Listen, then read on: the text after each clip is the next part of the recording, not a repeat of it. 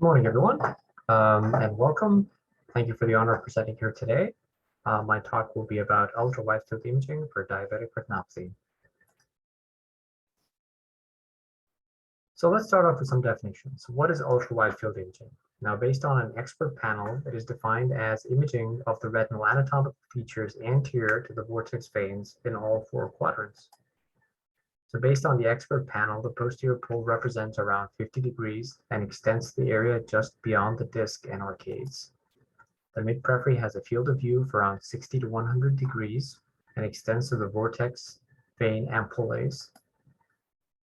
The far periphery is a field of view 110 to 220 degrees and is anterior to the vortex veins. In patients with diabetic retinopathy, we use cameras to take pictures of the eyes of patients. This is the older Topcon camera, used to acquire narrow field images. It can take around 30 to 45 degree images at any one time.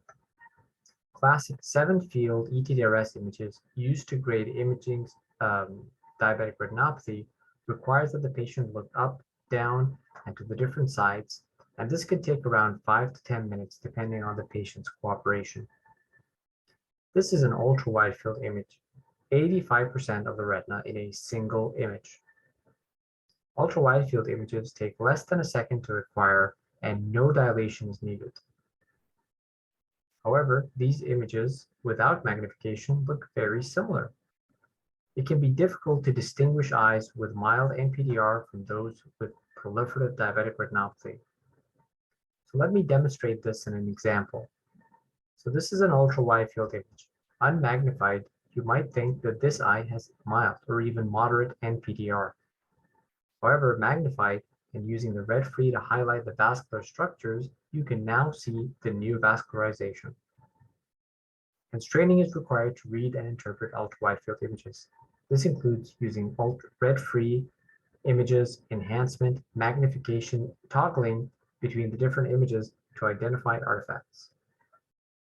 Next, we'll talk about something that prior to the age of ultra-wide field imaging was not truly appreciated. Let's first discuss some definitions. For each ETDRS field, there is a respective peripheral field.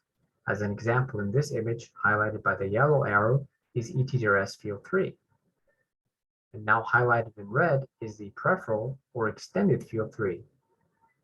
Based on the density of individual DR lesions in each ETDRS field and the respective extended field, several patterns of diabetic retinopathy have been observed.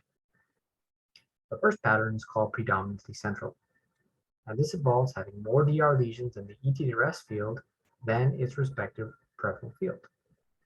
Here's an example showing temporal field 3 showing significantly greater lesions in the ETDRS field than the peripheral field.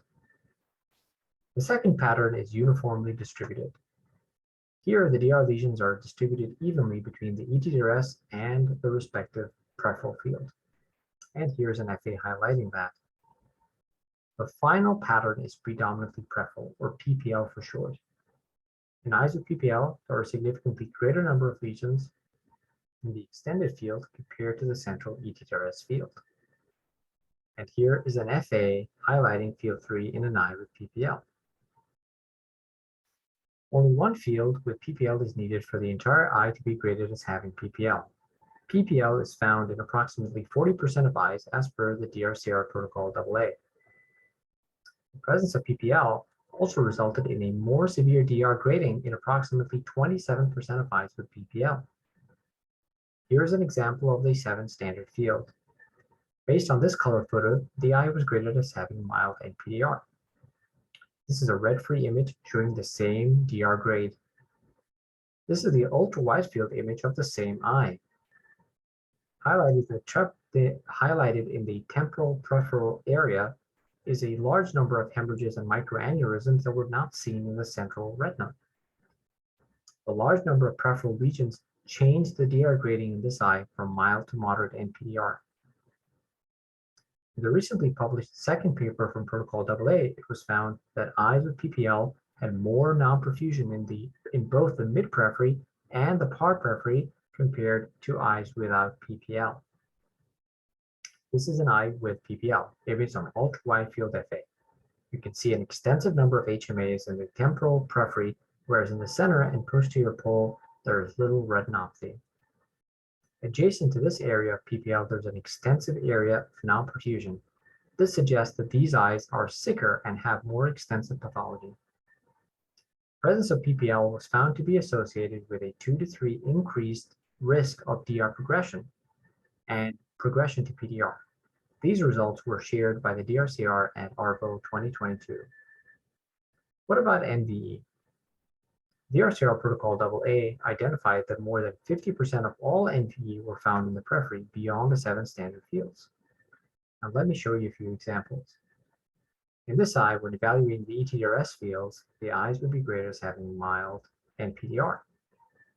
However, beyond the ETDRS fields, extensive NVE can be seen.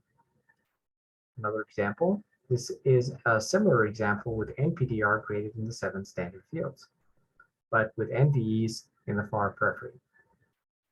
However, it's important to note that the sensitivity of ultra-wide field images is similar to that of ultra-wide field FA in detecting NVEs, provided a trained grader is assessing the images. Ultra-wide field image is also revolutionizing our ability to detect diabetic retinopathy in a screening program. In addition to patients not needing dilation, these novel cameras have a low ungradable rate of less than 3%, compared to 25% in traditional cameras. It also allows us to detect peripheral lesions such as tears and lattice and nevi. In summary, ultra-wide field imaging detects peripheral lesions and results in a more severe diabetic retinopathy grading in over 27% of eyes with PPL.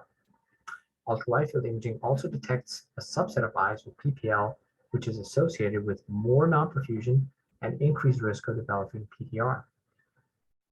Ultra-wide field FA detects more peripheral NPE. However, the sensitivity of FA and color is similar, provided somebody who's trained is assessing the images. In diabetic retinopathy screening programs, ultra-wide field imaging can provide non-dilated, fast imaging, low ungradable rate, and ability to detect peripheral changes. So currently, the only ultra-wide field device in Egypt is found at iCare. We also have the first certified reading center in the Middle East through a joint program between iCare and the Joslin Diabetes Center, Harvard University. Finally, I would like to thank all my mentors, colleagues, and collaborators back at Joslin Harvard Ophthalmology